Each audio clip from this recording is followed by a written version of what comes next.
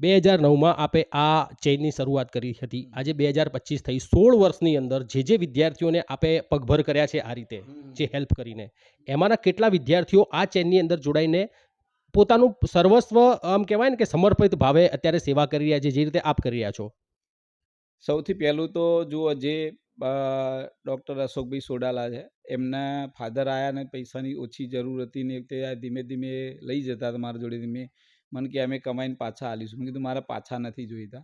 એટલે પહેલો તો અશોક છે કે અશોકે આજ સુધી લગભગ કેટલાય વિદ્યાર્થીઓને મારા કહેવાથી સાહેબ આને ફી આ ભરવાની છે, તને જે સપોર્ટ થાય એવું વિદ્યાર્થી નહીં પણ બીજે પણ સમાજનું કંઈ કામ હોય ને મેં એને કીધું કે ભાઈ તારા આટલો સપોર્ટ કરવાનો છે, તો એને ના પાડ્યા વગર સીધા આપી દીધા, મને પૂછ્યું બી નથી.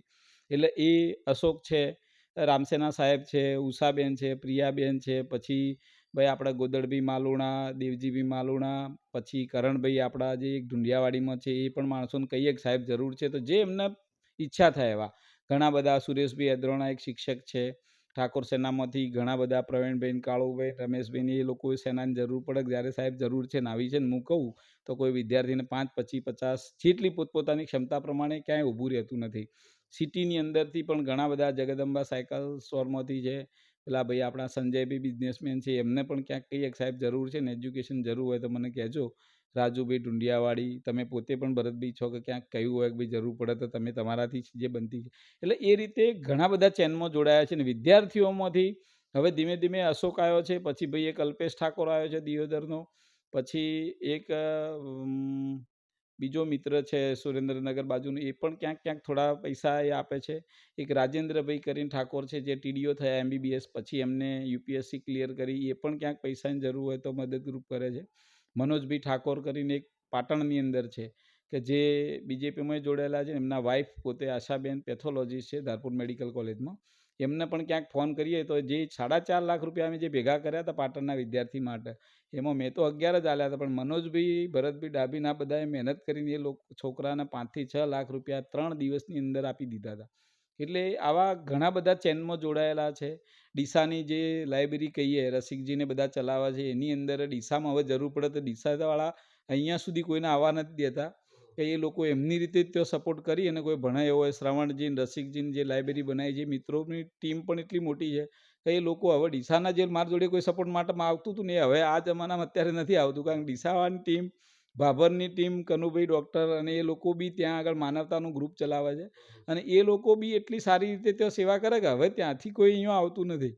એટલે એ ધીમે ધીમે ધીમે બધી જ જગ્યાએ સમાજમાં જે ભાવના પહેલાં લેવાની હતી એ હવે આપવાની પેદા થઈ છે અને એ એટલી મોટી વટવૃક્ષ બનશે કે કદાચ આવનાર ભવિષ્યમાં બાળક ભણવાવાળું જોઈએ. અને મારું એક લાસ્ટ સપનું છે કે મેં ડૉક્ટર બનાયા, CA બનાયા, BAMS બનાયા, એન્જિનિયર બનાયા, પણ હવે એક IASનું મારું ટાર્ગેટ છે. કોઈ છોકરો ગરીબ મને મળી જાય તો એને હું IAS બનાવવા માટે પણ મદદરૂપ થઈશ, એવું મેં મારું એક સપનું લાસ્ટ ડ્રીમ બાકી છે કે હવે એક IAS બનાવવો છે મારે. આ બાબતે એ ક્યાંય પણ એવો વિદ્યાર્થી મને મળશે તો હું એને મદદ કરીને IAS બનાવવાની પૂર્વ તૈયારી કરીશ. તમને વિજયની શું સ્ટોરી છે? વિજયની સ્ટોરી એવી છે કે વીરે એક હોનહાર વિદ્યાર્થી, ઇંગ્લિશની અંદર સારું પાવરફુલ ઇંગ્લિશ હતું. એ પોતે એકવાર ફરમાન અલી સૈયદના ત્યાં સ્પીકિંગ ઇંગ્લિશના કોર્સ કરવા માટે જતો હતો. એટલે ફરમાન અલીનો મને મિત્ર આવ્યો, તારા સમાજનો એક દીકરો છે, બહુ હોશિયાર છે અને ઇન્ટેલિજન્ટ પણ છે અને બહુ હોશિયાર છે, પણ એને ઇકોનોમિક થોડો ગરીબ ઘરમાંથી આવે છે, કોઈ સપોર્ટ કરે તમારા સમાજમાંથી તો એ માણસ આગળ જઈ શકે છે. એટલે મેં એના ફરમાન અલી જોડેથી નંબર લઈને એને ફોન કર્યો, એને બોલાયો. એટલે એ કે સાહેબ મારે CA થવું છે. મેં કીધું CAમાં તારા ખર્ચો ને બધો કેટલો થાય? એટલે કે ત્યાં આગળ મારે બધું ટ્રેનિંગ ના થઈને બધું લગભગ 2-2.5 લાખ થાય છે, પણ થોડા ઘણા તો મારા મમ્મી અને પપ્પાએ ને જે એમના દાગીના અને ઘરની જે બચત હતી એ જે પણ હતું એ વેચી મારીને થોડું ઘણું કર્યું હતું એમને. પછી લગભગ એ વખતે 60-70 હજાર ભરવાના થતા હતા પહેલાં. એટલે એ 60-70 હજાર પછી મેં અને ફરમાન અલી સૈયદે 20,000 આલ્યા અને પછી પ્રિયાબેનને રામસેના સાહેબે 11,000 કે 15,000 આપ્યા હતા. અને એ બધા ભેગા કરીને અમે મિત્રો જોડે થોડા લીધા અને મેં આપ્યા ને એમ કરીને એને એ પૈસા ભરી દીધા. પછી એને જે 5 મહિને ખાવા પીવાના કંઈ ખર્ચાના ને જે આવે એ 5-1 હજાર જરૂર પડે ત્યારે એની મમ્મી આવીને લઈ જતી મારા જોડે કે આટલા ખૂટે છે અને આટલા જરૂર છે, તે આવીને લઈ જતી. એટલે લગભગ એ 80 લાખની વચ્ચે મેં આપ્યા હશે. એના બધા મિત્રો થ્રુ એનું કામ પતી ગયું ને એ CA થઈ ગયો. પણ એ ફેમિલી માટે એની મમ્મી પપ્પાએ પણ ખૂબ મહેનત કરી, કારણ કે એક ચાની લારીમાંથી પૈસા ભેગા કરવા, એક ટિફિન બનાવીને છોકરાઓ બીજા લોકોને ખવડાવો ને ટિફિનમાંથી એમની રોજીરોટી ચલાવતા, સીવણ મશીન થી જે કમાઈ થતી એટલે એ આપણા કરતો આપણે તો આર્થિક સપોર્ટ કર્યો પણ મોરલ સપોર્ટ કર્યો કદાચ, પણ એની માતા પિતાની જે મહેનત હતી કે વગર પૈસે દીકરાનું આ સપનું જોવું, એને સપોર્ટ કરવો, એને બહુ ગરીબમાંથી પણ એને અહેસાસ નહીં કરવા દેવો કે તું ભણજે, અમે ગમે તે કરીને પૈસા લાવશો. એ લોકોએ ખૂબ મહેનત કરી છે અને એ હજી પણ મહેનત કરે છે. અને વિજય કાલે મને મળ્યો તો મેં કીધું તારા મમ્મી પપ્પાની તું સેવા કરજે ભાઈ. એટલે એક ગરીબ હોનાર વિદ્યાર્થી એક મિત્ર દ્વારા મને મળી ગયો અને એને સપોર્ટ આર્થિક થોડો ઘણો મોરલ કોન્ફિડન્સ બી ઘણીવાર જરૂર હોય છે કે ભાઈ તું ચિંતા કર્યા વગર ભણ, પૈસાની તો સગવડ અમે કરી લઈશું. તો એને એક પાસું બંધ થઈ જાય કે ચાલો પૈસા માટે મારે ચિંતા કરવાની જરૂર નથી, મારે મહેનત કરવાની જરૂર છે. એટલે પછી મહેનત કરી એને અને એક આ ટ્રાયલ પછી એને CA પાસ કર્યું. પહેલી વાર નાસી પાસ થઈને આવ્યો તો મારા જોડે કે સાહેબ થોડા માટે રહી ગયો. મેં કીધું કંઈ વાંધો નહીં, બીજી વાર મહેનત કરજે અને પૈસાની જરૂર હોય તો તું મદદરૂપ અમે થઈશું, જ્યારે પણ જરૂર પડે ત્યારે કહેજે. પછી તેને મમ્મીને થોડો ધંધોને ચાલે એટલે એ લોકો પછી થોડા સમય પછી તો જે જરૂર પડતા તે એને મળી રહેતા હતા.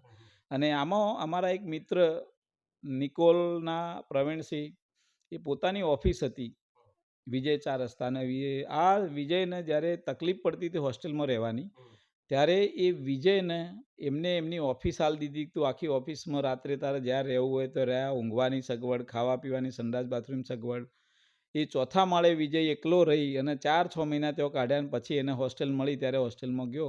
એટલે પ્રવીણસિંહનો ખૂબ આભાર માનીએ કે એમને પણ ક્યાંક ને ક્યાંક એમનો બી થોડો ઘણો ફાળો છે. કારણ કે 4 મહિના તમારી ઓફિસમાં કોઈને રહેવા આપવું વગર ભાડે, વગર કોઈ પૈસાએ, કોઈ સ્વાર્થ વગર, એ પણ એક સેવા જ છે ભણવા માટે, વિદ્યાર્થી માટે. એટલે એવા ઘણા બધા મિત્રો જોડાયેલા હશે વિજયની આ સક્સેસ સ્ટોરીમાં.